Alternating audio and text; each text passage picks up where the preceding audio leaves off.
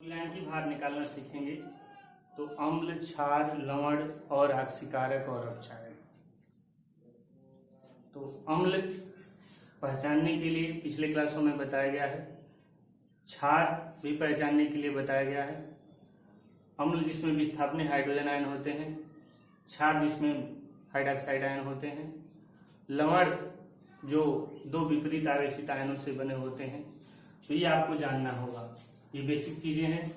मैं आपको तुल्यांकी भार निकालना भी 11th में बताया गया था, पुनः एक बार बता रहा हूँ कि कैसे तुल्यांकी भार निकालते हैं।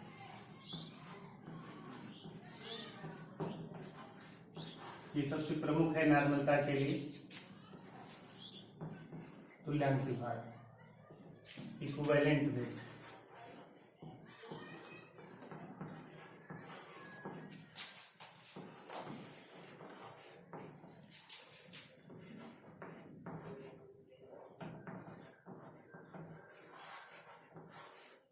तुल्यांकी भार, तुल्यांकी भार में पहले हम अम्ल का तुल्यांकी भार ज्ञात करेंगे।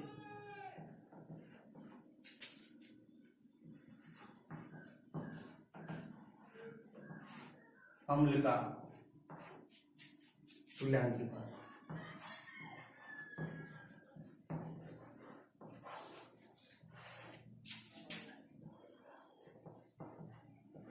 तुल्यांकी भार इक्विवेलेंट वेट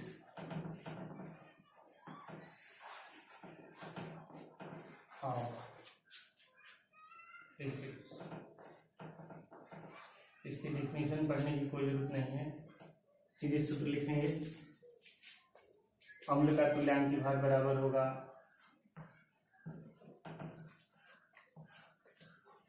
अम्ल का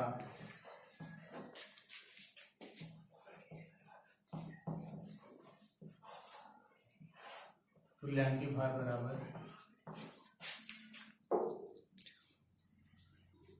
अम्ल का तुल्यांकी भार बराबर अम्ल का अणुभार बटा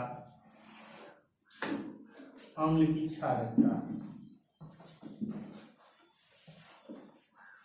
अम्ल की क्षारकता किसे कहा जाता है? अम्ल की क्षारकता। इसे आप लिख लीजिए, और कहीं भी कोई भी अम्ल मिलेगा, अम्ल की क्षारकता, तो इसके डिफिनेशन से उसकी क्षारकता हम निकाल लेंगे।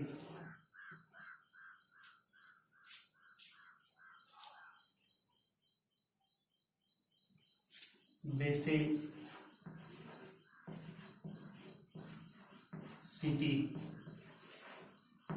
ऑफ एसिड, अम्ल की क्षारकता। किसी अम्ल में उपस्थित किसी अम्ल में उपस्थित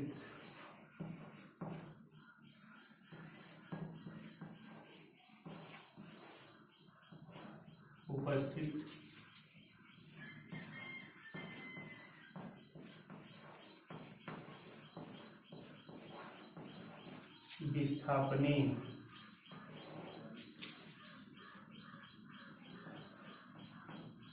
हाइड्रोजन आयन,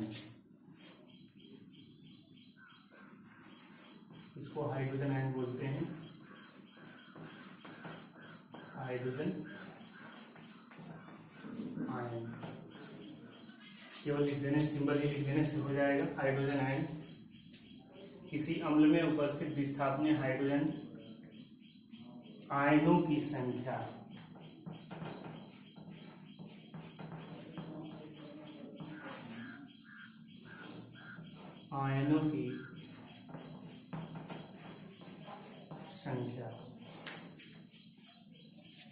अम्ल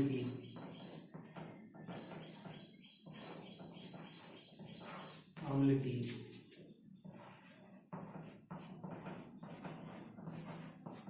क्षारकता।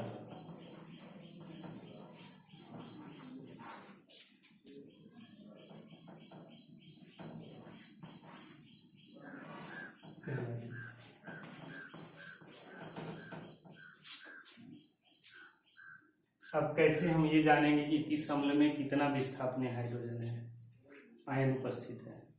तो सामान्यतः अम्ल में जितने हाइड्रोजन होते हैं वो विस्थापनीय होते हैं। कुछ ही ऐसे अम्ल हैं जिनमें उपस्थित हाइड्रोजनों में से कुछ विस्थापनीय नहीं होते। तो जैसे HCl है, इसमें एक हाइड्रोजन है और वो विस्थापनीय है। HNO3 है, इसमें भी एक हाइड्रोजन है और ये विस्थापनीय है। एसिटिक अम्ल है CH3COOH, इसमें 4 हाइड्रोजन है, लेकिन जब इसका आयनन होता है जल में तो एक एसीटेट आयन ये देता है और प्लस हाइड्रोजन आयन देता है। तो एक ही हाइड्रोजन आयन इसमें विस्थापनीय है, इसलिए एसिटिक अम्ल की क्षारकता केवल 1 हो गया। आप इसे ऐसे भी कर सकते हैं कि जब इनकी संरचनाएं बैलेंसी आप पढ़ते हैं तो जब इसकी संरचना बताई जाती है, हाइड्रोजन आयन केंद्रीय परमाणु से सीधे जुड़ जाते हैं, वो विस्थापनीय नहीं होते हैं। तो इस तरह से एसिटिक अम्ल आपको एक ऐसा अम्ल मिला जिसमें हाइड्रोजन परमाणुओं की संख्या 4 है लेकिन विस्थापनीय 1 हाइड्रोजन है। इसकी एक सूची में आपको बना देता हूं जिससे आप अम्ल का तुल्यांकी भार आसानी से कुछ अम्लों का बना देंगे, निकाल सकते हैं। एक मैं और इसमें एक चीज आपको बताना चाह रहा था, एक आर्थोफास्फोरिक अम्ल होता है H3PO4, इसमें विस्थापनीय हाइड्रोजन आयनों की संख्या 3 होती है। 3 हाइड्रोजन है इसमें, तीनों के तीनों विस्थापनीय है।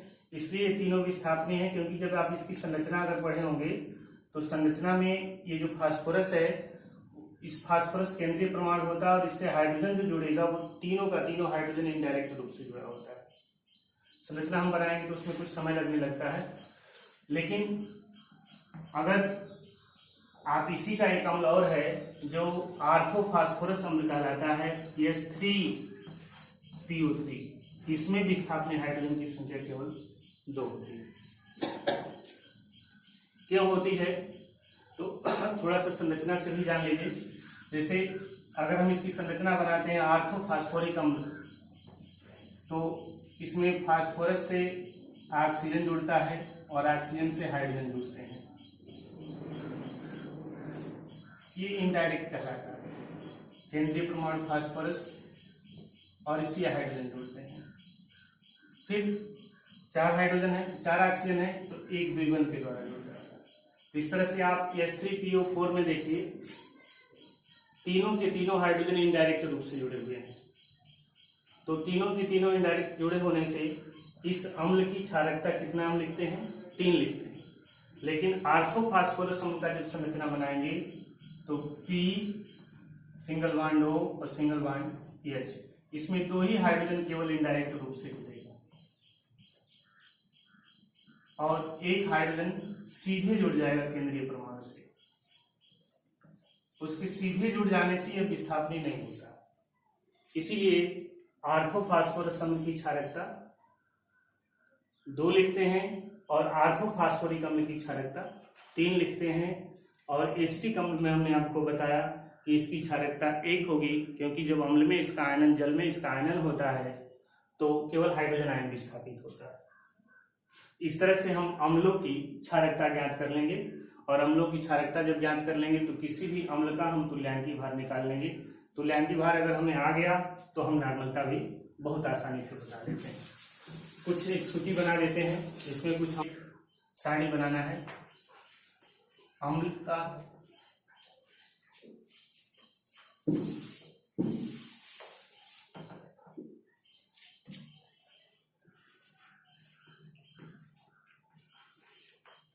अम्ल, उसका अणुभार,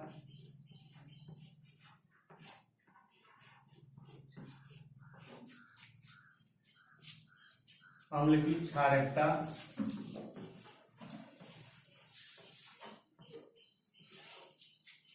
और उसका तुल्यांकी भार।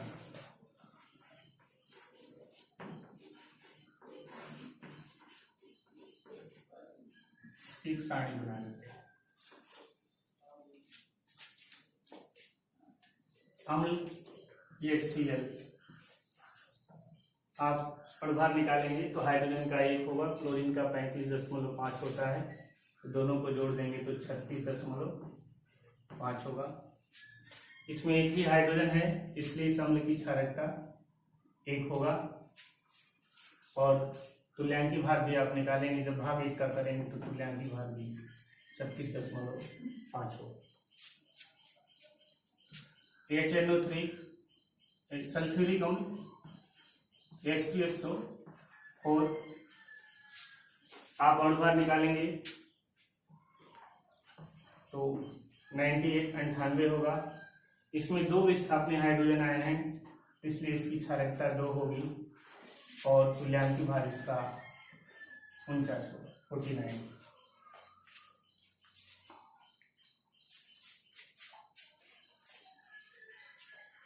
नाइट्रिक अम्ल HNO3 इसका आप अणुभार निकालेंगे तो 63 आएगा। इसमें एक ही हाइड्रोजन है, वो विस्थापनीय है इसलिए इसकी क्षारकता भी 1 होगी, तो तुल्यांकी भार भी इसका 63 होगा।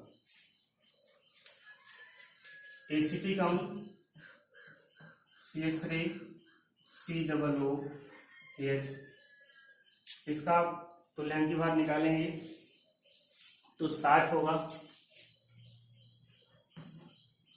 इसमें एक विस्थापनीय हाइड्रोजन आयन केवल है इसलिए इसका तुल्यांकी भार भी 60 होगा।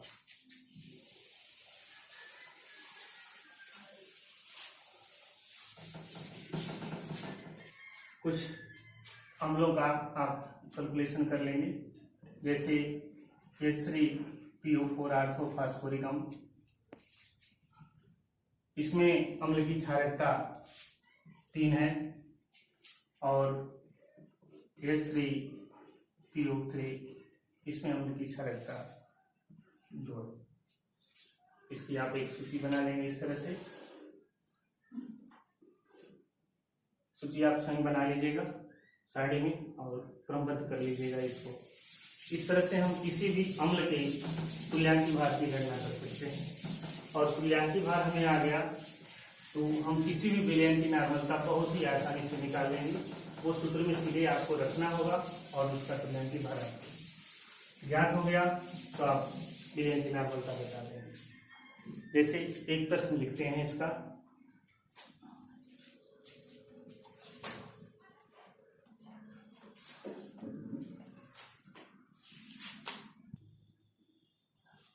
देखिए एक प्रश्न है, आर्जेलिक अम्ल के 0.1 बिलियन बनाने के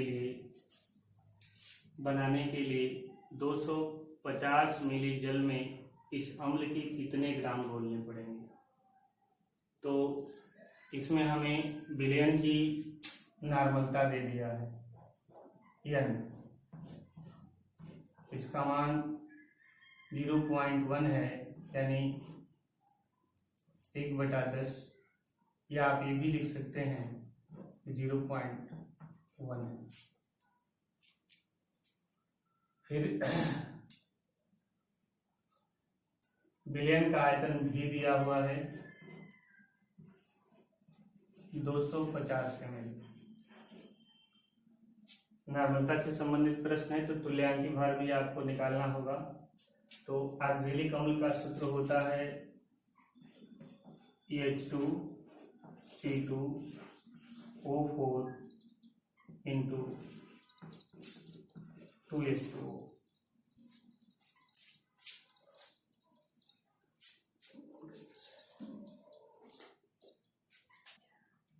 ऑक्जेलिक अम्ल में 2 हाइड्रोजन हैं, ये दोनों विस्थापनीय होते हैं, जल के हाइड्रोजन को नहीं जोड़ते हैं। तो ऑक्जेलिक अम्ल का अणुभार की आप गणना करेंगे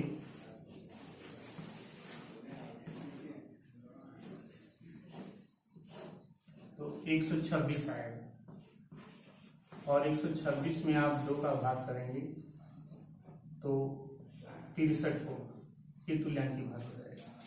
इस तरह से ऑक्जेलिक अम्ल की तुल्यांकी भार ई की गणना हम करते हैं। जब हमें ई मिल गया तो इसको नॉर्मलता के सूत्र में रखेंगे। मेरा नॉर्मलता का सूत्र है n equal to small w गुणे 1000 बटा E और गुणे V। हमें मात्रा की गणना करना है W, तो W इक्वल टू हो जाएगा n E V बटा 1000। n 1/10 है गुणे V 250 है और E तुल्यांक की बार 63 है बटा 1। इसको आप सॉल्व करेंगे तो ये 1 गुणे 250 गुणे 63 बटा 10 गुणे 1000। इसको सॉल्व कर देंगे तो 1 0 से 0 कैंसिल हो जाएगा। ये 25 चौके 100 हो जाएगा। 63 बटा 40 होगा और इसको सरल किया जाएगा तो ये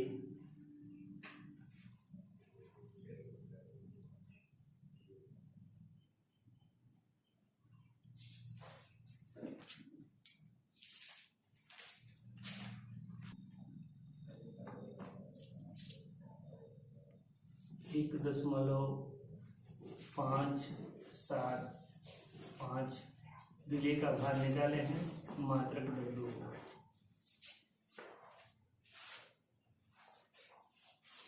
इस तरह से और भी इसमें प्रश्न है जिसे आप कर लेंगे आगे। इससे संबंधित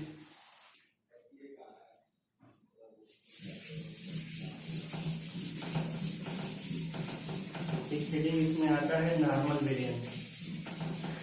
इसे कहते हैं, यह कभी कभी कह देता है कि नॉर्मल विलयन बनाने के लिए कितने ग्राम NaOH के किसी भी अम्ल का नाम ले लेगा। तो आप नॉर्मल विलयन नहीं जानेंगे तो नहीं कर पाते हैं। नॉर्मल सॉल्यूशन किसे कहते हैं?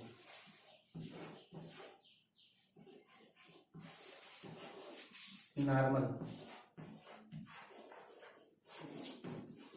सॉल्यूशन।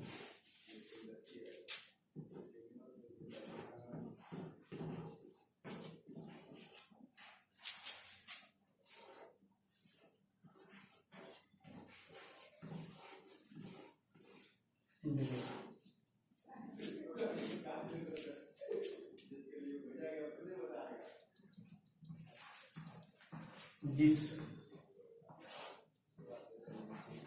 विलयन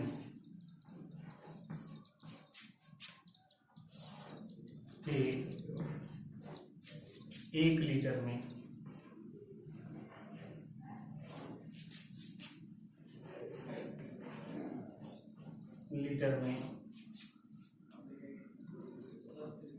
1 लीटर में 1 तुल्यांक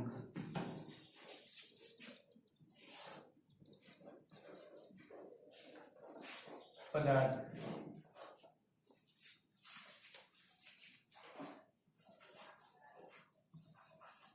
घुला होता है उसे नॉर्मल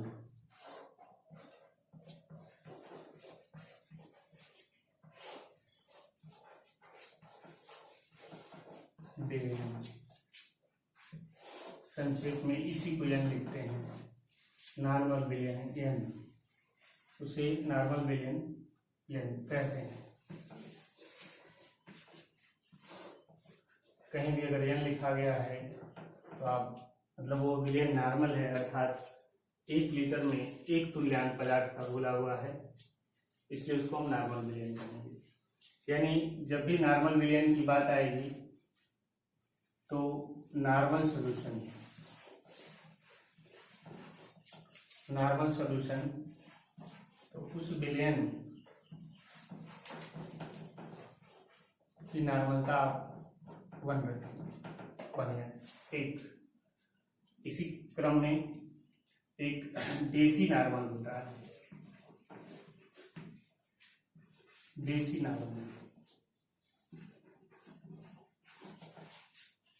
नॉर्मल सॉल्यूशन, तो देसी नॉर्मल को n/10 से प्रदर्शित किया जाता है, अर्थात इसकी नॉर्मलता 0.1n होगी। देसी नॉर्मल के बाद सेंटी नॉर्मल होता है। सेंटी नॉर्मल,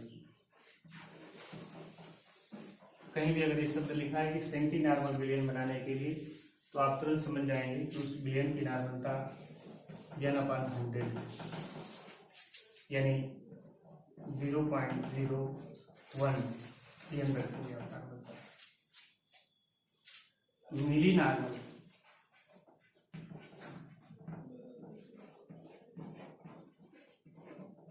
नॉर्मल, विलयन की नॉर्मलता n/1000 होगी, अर्थात 0.001। इसके भी कुछ प्रश्न हैं। एक प्रश्न दिया हुआ है कि नॉर्मल विलयन बनाने के लिए कितने ग्राम NaOH की आवश्यकता होगी, तो उस प्रश्न को आप इससे कर लेंगे।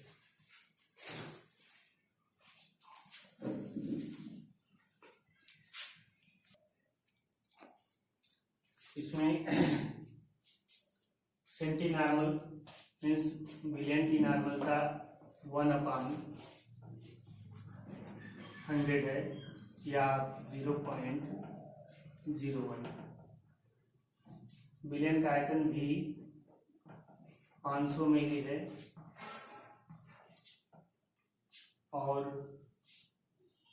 HCl का तुल्यांकी भार आप सारी से देख लेंगे तो 36.5 लिखा गया उसमें। आप इसे सरल कर देंगे। W आपको ज्ञात करना है, तो W इक्वल टू हम लोग निकाल चुके हैं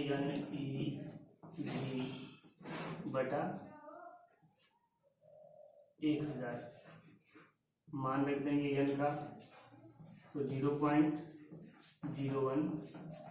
गुणे E 36.5 गुणे V 500 ml/1000।